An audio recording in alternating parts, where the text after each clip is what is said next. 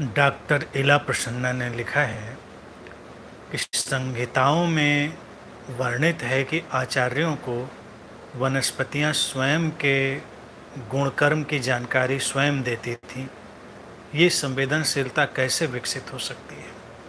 कई दिव्य वनौषधियों को पहचानने का कोई मार्ग नहीं है जो बहुत प्रभावी ढंग से कार्य करती है।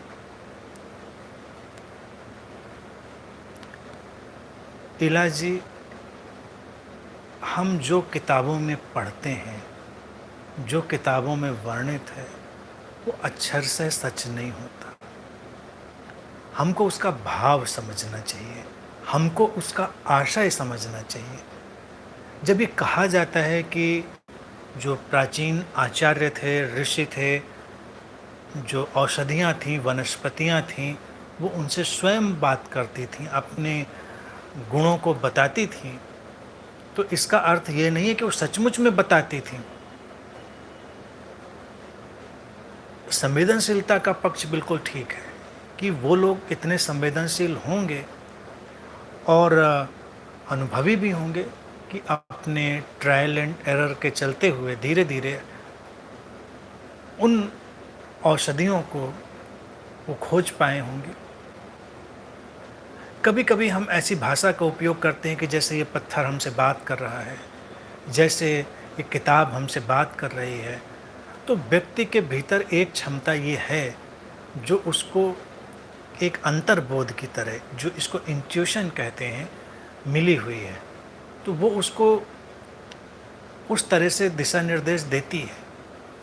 बात करने वाला पक्ष ऐसा नहीं कि वो सचमुच में बात होती है। जैसे बैक फ्लावर थेरेपी करके भी एक बड़ी सुंदर सी थेरेपी है, उसका भी एक बार मैंने बड़ा गहन अध्ययन किया।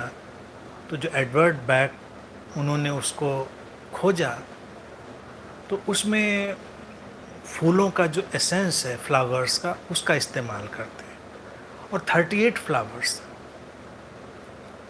कहते हैं एडवर्ड बैक बीमार पड़ते थे और फिर उनको एक ऐसा सहज बोध, ऐसा इंट्यूशन घटता था कि इसमें इस फूल का जो एसेंस है वो काम करेगा। उसको वो ट्राई करते थे, वो ठीक हो जाते थे। कहने को तो उन्होंने ये भी कहा है कि ये जो औषधि है बैक फ्लावर की, ये चेतना के स्तर पे काम करती है, यानी कि बहुत सूक्ष्म तल पर, भावनात्मक तल पर। तो इसीलिए अगर बैक फ्लावर का लिटरेचर कोई पढ़ेगा तो वो उसमें भावनात्मक सारे जो गुण हैं उनकी चर्चा करता है कि ये फूल, इसका रस, जो एसेंस है, जिस व्यक्ति पर काम करेगा उसमें ये गुण होंगे, ये उसके मानसिक लक्षण होंगे, इन सब की चर्चा करता है। बड़ा रोचक है। तो अगर इस संदर्भ में भी हम इस उदाहरण को देखें, जो कि ये तो अभी नया उदाहरण है, ऋषियों के पुराने उदाहरण है, तो कौन से ढंग से वो एडवर्ड बैक खींचकर उन फूलों तक पहुंचा? व्यक्ति के भीतर एक संभावना है जो उसको गाइड करती है।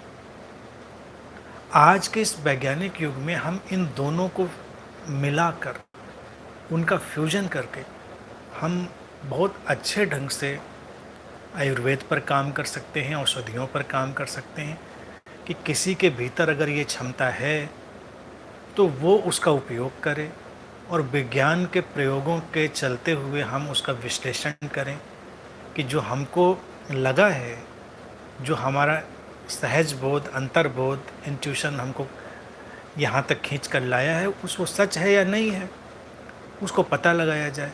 पहले के वक्त में मैं समझता हूँ कई सारे ट्रायल एंड एरर होते होंगे, कई बार असफल होते होंगे, कई बार सफल होते होंगे। फिर धीरे धीरे उसकी लिस्ट तैयार हो जाती होगी कि भाई ये चीज़ें हुई जिनमें सफलता मिली हील करने की। आज हम उसको आसानी से कर सकते हैं। आज करने की आसानी है क्योंकि एक बार हमको अनुमान लगे तो प्रयोगशाला में फिर उसका विश्लेषण किया जा सकता है कि कितना कारगर होगा, कितना कारगर नहीं होगा।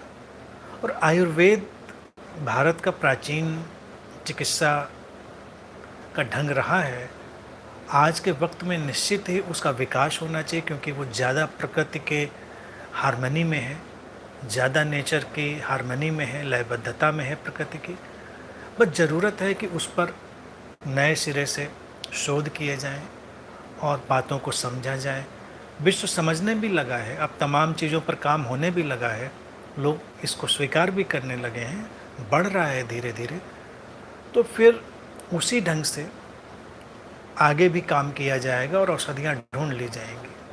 आज भी तुम देखो, पुरानी संहिताओं को जाने दो, आज भी तो हमने तमाम पौधों में और तमाम चीज़ों में तमाम चीज़ें ढूंढी हैं।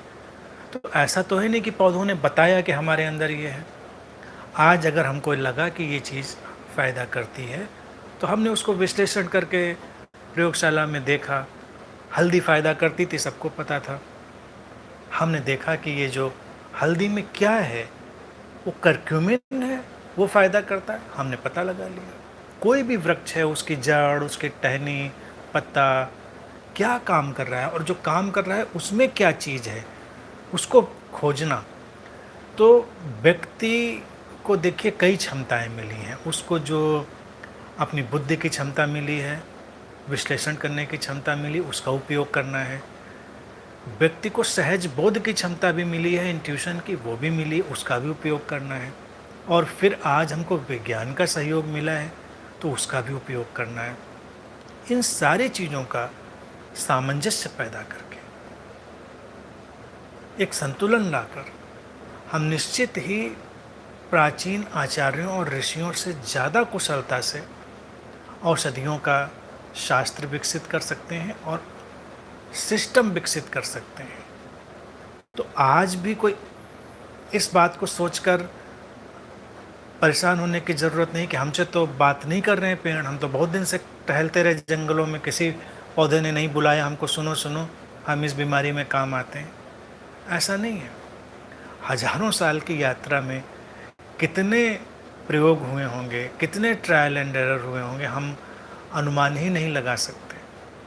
विज्ञान भी ऐसे ट्रायल एंड एरर से विकसित होता है। तो आज के वक्त का उपयोग करते हुए हम आगे चलें तो संभावनाएं पहले से आज ज़्यादा अच्छी हैं और आज हम ज़्यादा अच्छे से काम भी कर पाएंगे, ये बिल्कुल स्पष्ट है।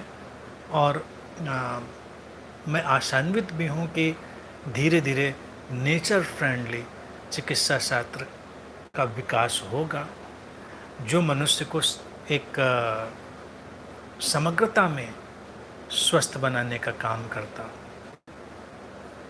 तो हम लोग इस पर अपनी आशाएं कर सकते हैं और काम करने वाले इस पर अपने प्रयोग अवश्य करेंगे, इसकी हम उम्मीद कर सकते हैं।